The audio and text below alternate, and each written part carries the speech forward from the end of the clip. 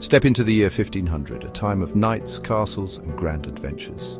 The medieval world is alive with the hum of daily life, where every sunrise brings new opportunities and challenges. Imagine bustling cities and vibrant trade routes, where merchants from distant lands exchange exotic goods and stories.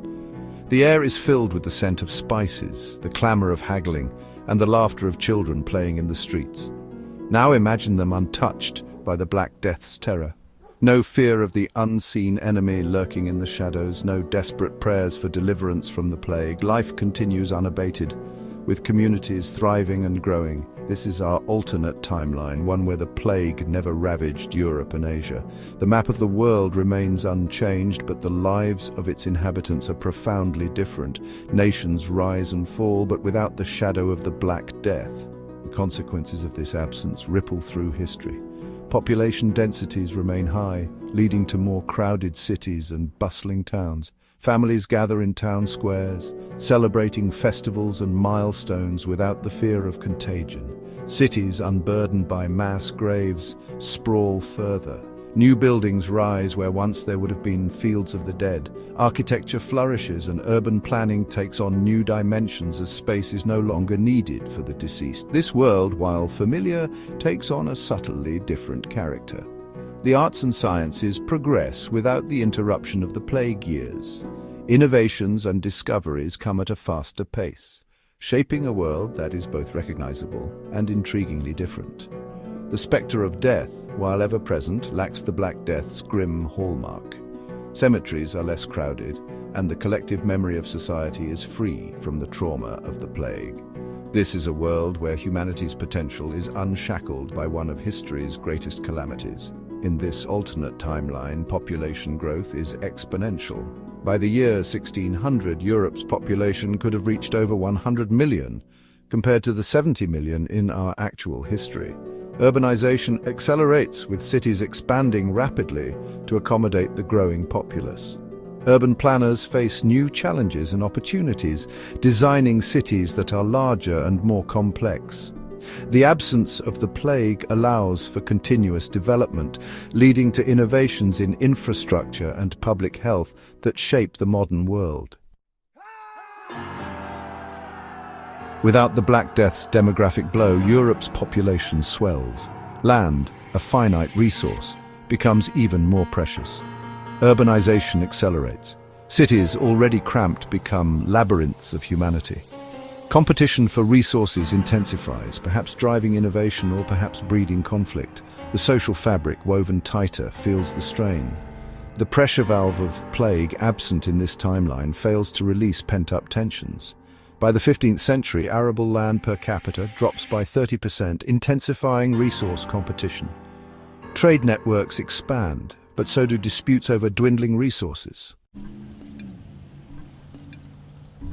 The Black Death, in our reality, decimated the labor force.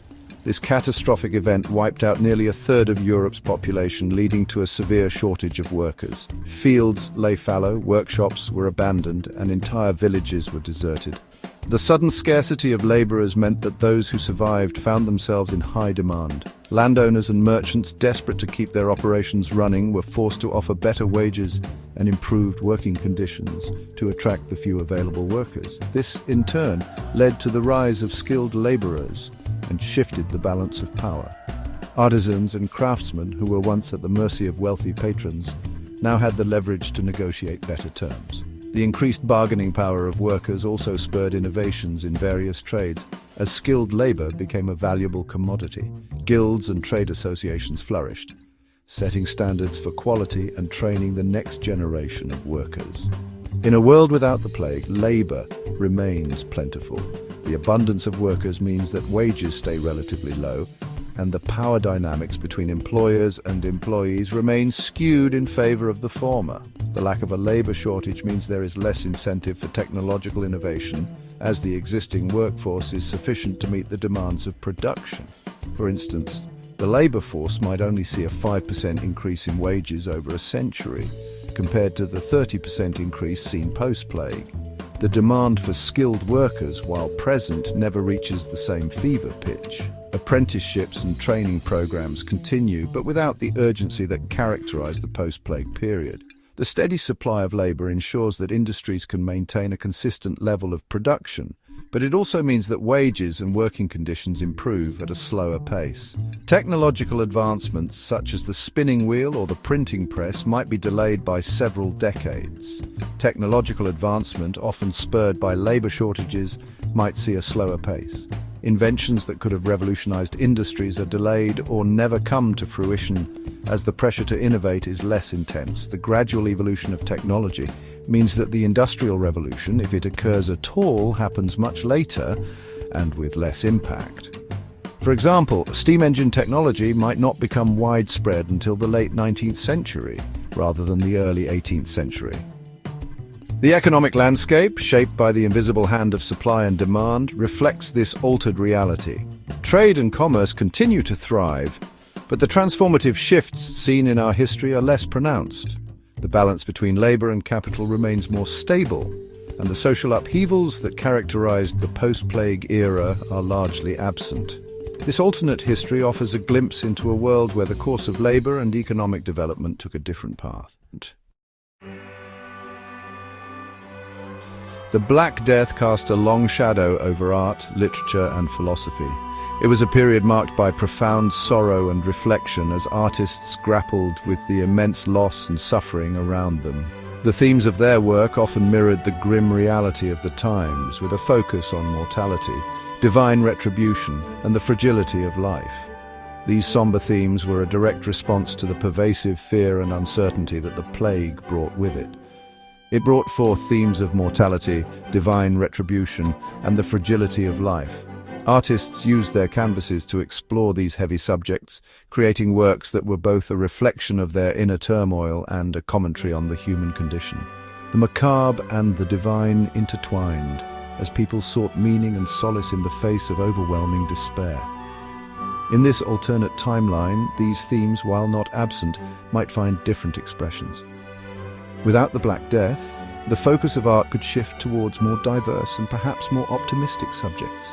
Artists might explore the beauty of the natural world, the complexities of human emotion, and the wonders of scientific discovery. The absence of such a devastating event would allow for a broader range of artistic exploration and expression. The Renaissance, a period of rebirth and enlightenment, might be subtler, less a reaction to the horrors of the plague.